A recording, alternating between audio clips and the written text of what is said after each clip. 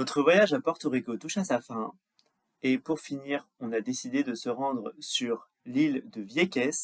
Dans cette vidéo, on va t'expliquer pourquoi on a voulu aller là-bas, quelles sont les activités qu'on peut y faire. On va aussi parler de l'hébergement, du coût de la vie et on va faire tout un détail sur l'argent qu'il est nécessaire de prévoir pour aller là-bas. Et ça commence par le moyen de se rendre sur l'île et on va vous expliquer tout de suite comment se rendre là-bas pour le prix de 2 $. Pour bénéficier de ce tarif super intéressant, il faut se rendre sur le site de Puerto Rico Ferry, sélectionner la date du trajet et enfin acheter le ticket en ligne. Tout est bon, il ne reste plus qu'à prendre la voiture pour aller à Sieba pour prendre le ferry qui emmène sur l'île de Viques. On était arrivé vers 11h, il faut savoir que le bateau était à 13h, l'embarquement commence à midi. Bref, tout ça fait que ça prend quand même un petit peu de temps, il faut prendre son mal en patience. Et puis par la suite, il y avait 1 heure de traversée, que j'ai moyennement bien vécu. Et une fois arrivé sur l'île, on a pris un taxi pour nous amener dans l'autre village de l'île, à l'autre bout.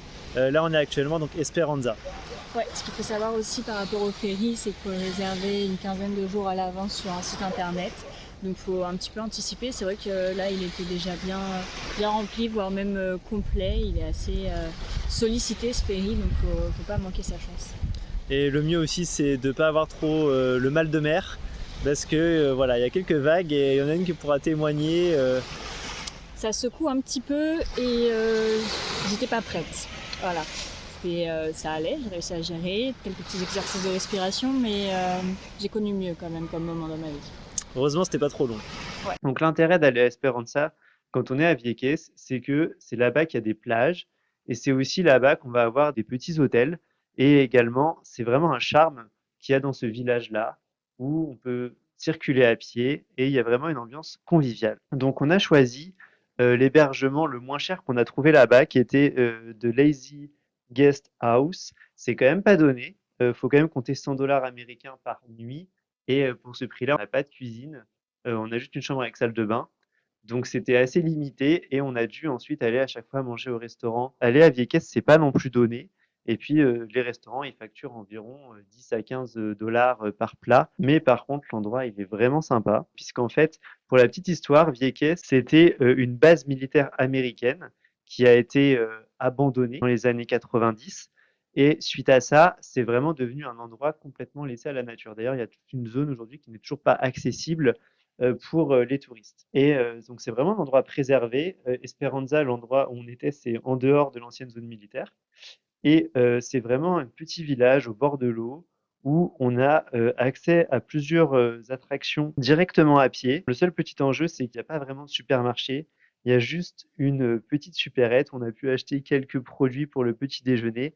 Mais voilà, il n'y a pas vraiment d'option pour faire ses courses. Donc, on est pas mal obligé d'aller uniquement dans les restaurants. Après, au niveau des activités qu'on peut faire quand on est à Esperanza, Nous sommes actuellement en train de marcher pour nous rendre sur une plage de sable noir. Donc c'est à une bonne demi-heure de marche de notre hébergement. Ça se passe plutôt bien, il n'y a pas trop de voitures, il n'y a pas trop de soleil, ça permet de marcher sans trop souffrir. À suivre. et une fois arrivé proche de la destination, on va pouvoir passer par un chemin qui serpente dans la jungle jusqu'à la plage de sable noir.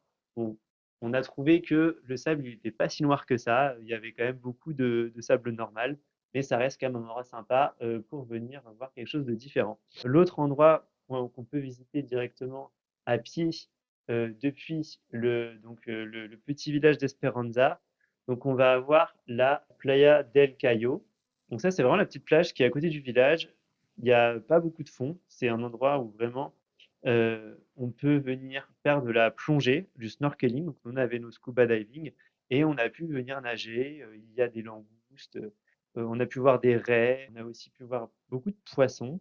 Et puis, moi, j'ai pu voir un barracuda et j'ai pu aussi voir une tortue de mer. Après, si on est un peu plus motivé, on peut aller un peu plus loin jusqu'à la Playa Sun Bay. C'est vraiment une grande plage. Le début de la plage, il est très envahi par les algues. Alors, c'est vraiment important d'aller plus loin vraiment à l'autre côté, l'opposé de la plage, où là, par contre, on va pouvoir bénéficier d'un sable beaucoup plus clair, beaucoup plus épuré, et l'eau est vraiment cristalline, donc un très bel endroit.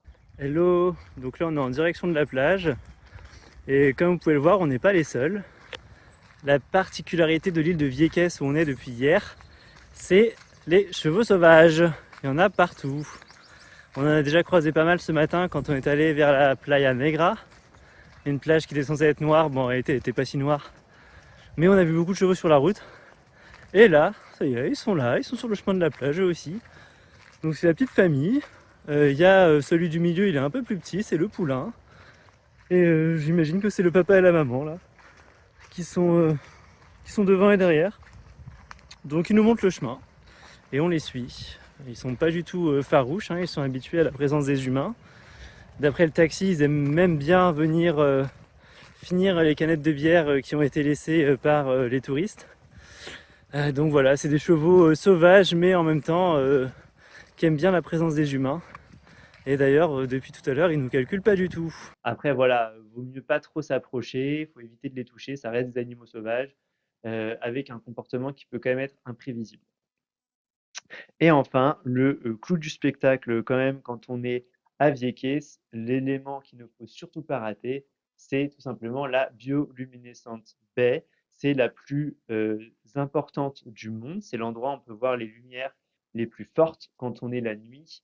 La légende dit que cet endroit a même inspiré le film Avatar. Et donc là, il suffit de venir réserver. Donc nous, on a réservé avec Jacques Watersport, mais beaucoup de compagnies proposent des virées, donc ça coûte 65 $ par personne. Et on va venir près de la plage pour qu'un petit minibus vienne nous chercher.